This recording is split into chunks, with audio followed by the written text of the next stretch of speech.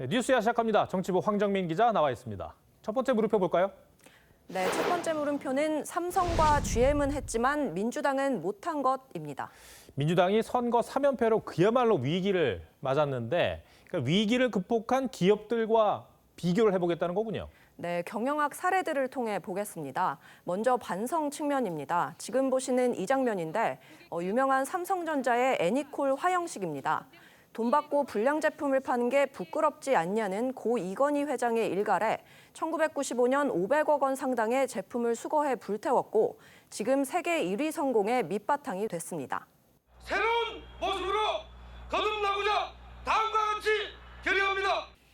하지만 민주당은 지자체장의 성추문으로 발생한 지난해 서울, 부산 보궐선거 그리고 올해 대선까지 연패를 했지만 별다른 반성의 모습은 보이지 못했고 결국 지방선거까지 3연패로 이어졌습니다. 네.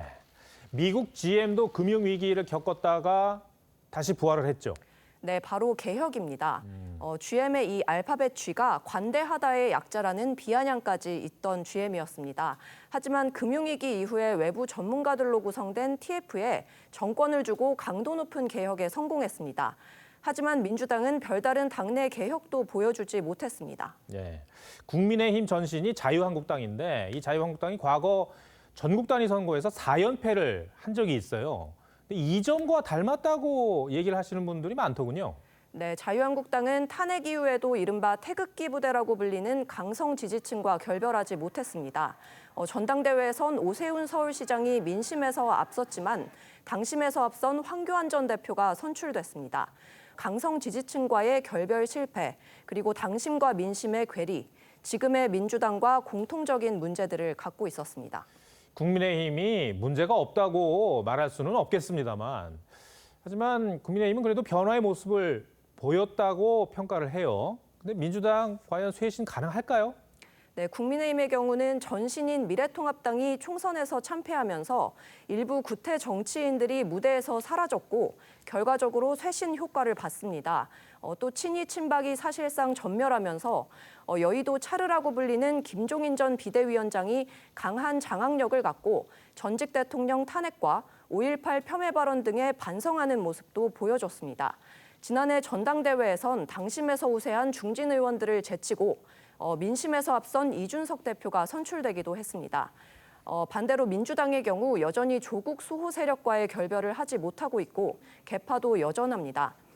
또 당내 건전한 목소리는 강성 지지층의 문자 폭탄에 묻히고 있고 대선 패배 이후에도 개혁이 부족해서 졌다면서 검수완박을 밀어붙이기도 했습니다. 과거 자유한국당의 4연패 전철을 밟을 수 있다는 우려가 나오는 이유입니다. 네. 이제 민주당이 쇄신형 비대위를 꾸린다고 하니까 한번 지켜봐야겠습니다. 첫 번째 물음표 정해볼까요? 네, 첫 번째 물음표 삼성과 GM은 했지만 민주당은 못한 것의 느낌표는 아기보거를 기억하라로 정했습니다. 네. 이 아기보거는 박지원 전 비대위원장의 존재가 민주당의 독이 될 수 있다는 우려에서 붙여진 별명인데요. 비록 박 전 비대위원장의 부족한 정치력에 대해선 여러 가지 평가가 있지만 이 팬덤 정치와의 결별, 86세대 용태론 등 핵심적인 메시지를 던졌습니다. 박 전 비대위원장이 요구한 반성과 쇄신을 이뤄내느냐가 민주당이 삼성과 GM의 길을 갈지 아니면 자유한국당의 길로 갈지 새 비대위의 분기점이 될 것 같습니다. 네. 두 번째 물음표는 뭡니까? 네, 두 번째 물음표는 이재명 법사위원 되나입니다. 자, 이번 지방선거 때 같이 치러진 보궐선거에서 이제 이재명 의원 그리고 안철수 의원 당선이 됐어요. 상임위를 정해야 할 텐데 어디를 갈지 뭐 얘기가 좀 나옵니까? 네, 일단 안철수 의원의 경우 외교통일위원회를 희망하고 있다 이렇게 알려졌는데요. 네. 이 의원은 아직 얘기가 없습니다. 다만 변호사와 지자체장 출신이어서 법사위나 행안위가 유력하지 않겠냐 이런 관측이 있습니다. 또 선거 당일 캠프 상황실 TV에 공교롭게도 법사위 전체 회의가 켜져 있었는데요.